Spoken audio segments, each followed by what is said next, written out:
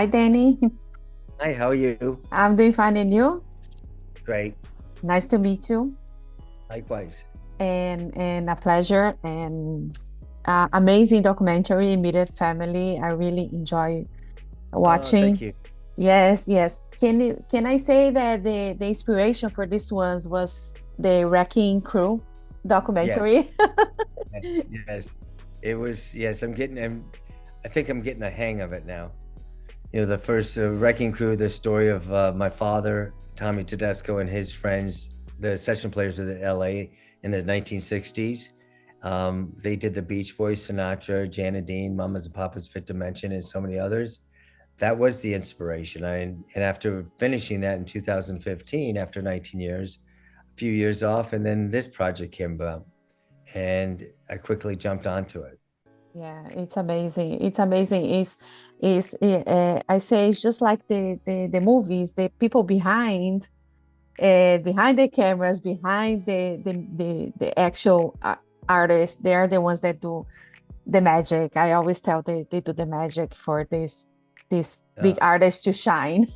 I don't yes. know. For me, it's No, like I mean, that. it they are. It's like pulling the curtain back. See how how this what is it? How the sausage is being made. Yeah, exactly, So exactly. Yeah, and like going through this story, and what was the thing that most surprised you about them? I think what surprised me the most. I mean, obviously I knew they were all the greatest musicians, and they call themselves family and their brotherhood, and I understood that instantly. I think what blew my mind was interviewing all these artists and how all the artists had special feelings for these guys, and each of them had special feel. You could tell when they all had a special feeling, like towards Cooch, Coach Danny, how they or their or Russ, I mean, they all had this a shine, a glow, a smile that would come across their face when you say their names. And it wasn't like, oh, he's a great guitar player, blah, blah, blah, blah, blah, or great drummer. It was more than that. It was because it was more about friendship. It was more about relationships. When a great example, Jackson Browne, he was always remember at the beginning of his career when Russ Kunkel said to him, hey, he had done a demo or something for him. He goes, hey, when you do your album, make sure you call me because I really want to play with you. And he goes, that meant everything. It wasn't about the work. It was about, I want to play with you. And I think that means a lot to these, the artists as well as these musicians. They do it for the love of not just the music, but the love of their friendships. It's amazing. Another thing that I like it a lot about the documentary is you have the roundtable interviews with them. So are Yeah. those like you there, like asking questions, or someone else is asking questions, or Yeah. you just throw the subject I and they think, they yeah, start talking?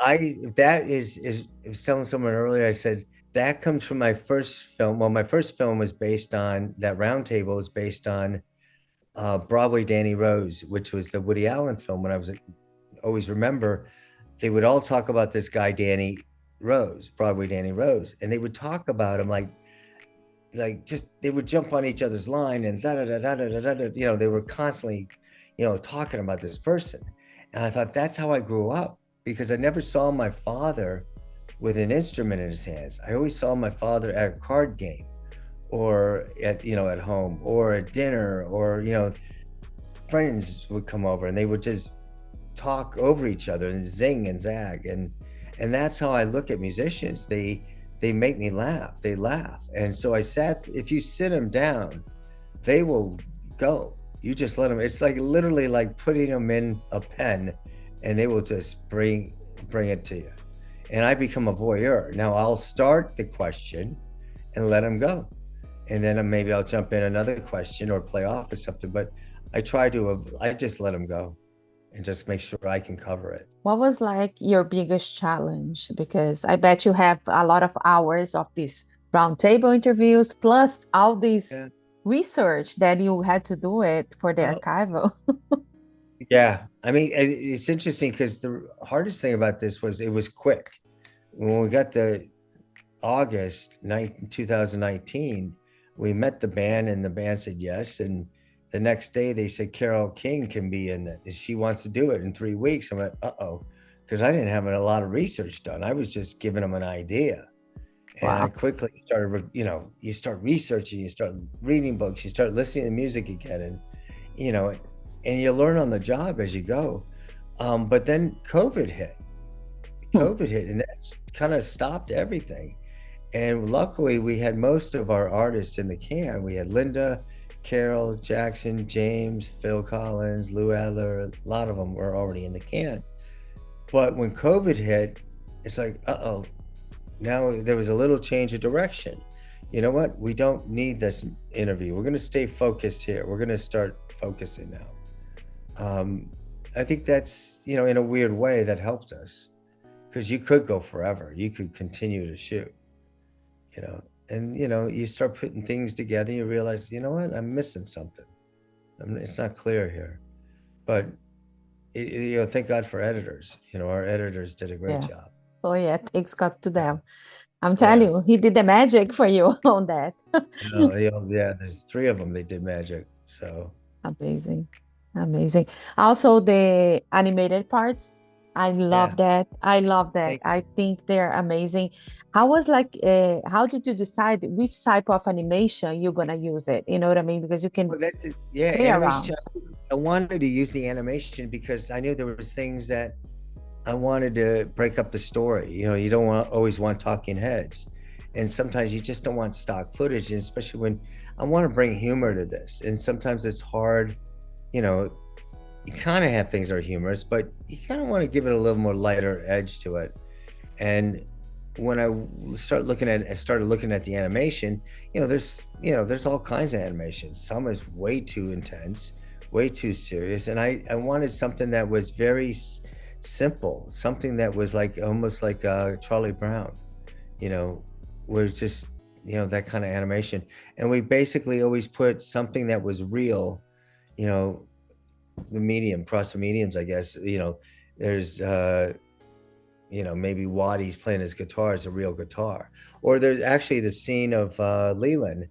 Um, we put him into the studio, and it's the sound of, it's like for when people see it, there's this whole thing of like Frankenstein.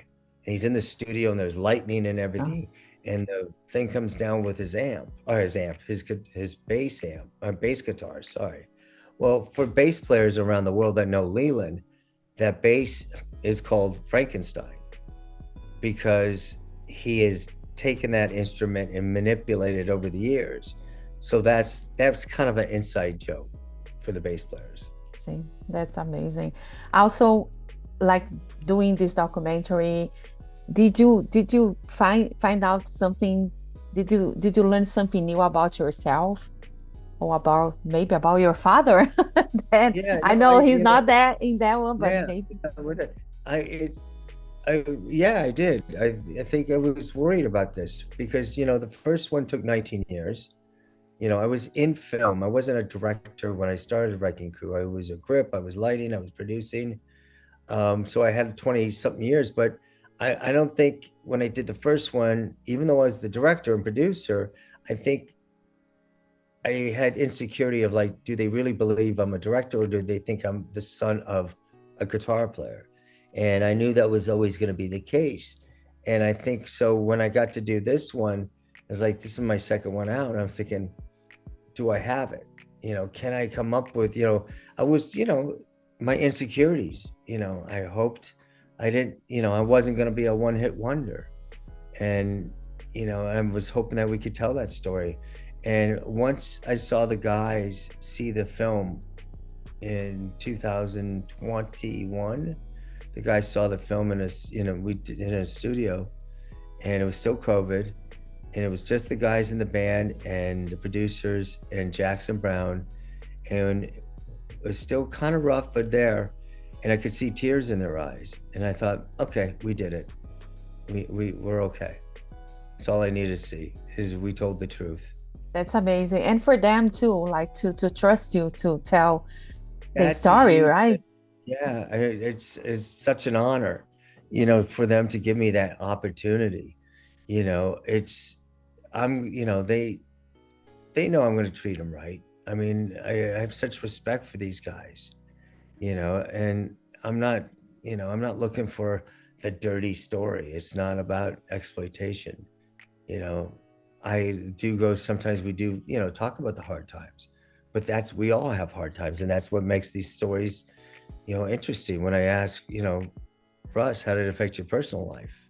Russ Kunkel, he goes with his kids. He looks back and he goes, there's things you can't ever make up, the time lost. Again, that's all of us. You don't have to be a musician or an artist to understand that. Any one of us in trying to make a living understands that. Yeah, I do. I do understand that. Sometimes we are like on the everyday, like doing interviews, like on deadlines, and just forget about some stuff. But I know. Danny, I just want to thank you so much for your time. My pleasure to meet you and to talk to you. Keep bringing more. Don't take too long to bring another documentary about. I think the next one, I'm hoping next year. It's about Wolfman Jack, the DJ. Amazing. But please tell people to follow us on mediafamilyfilm.com or Media Family Film on Instagram, because it's all about word of mouth, and it's interviews like this that really help us. Exactly. I will do that. Thank you so much. A pleasure. Cheers. Ciao. Bye-bye. Bye. Bye, Jana. If you like this video, don't forget to comment, to like, and subscribe to our channel right here.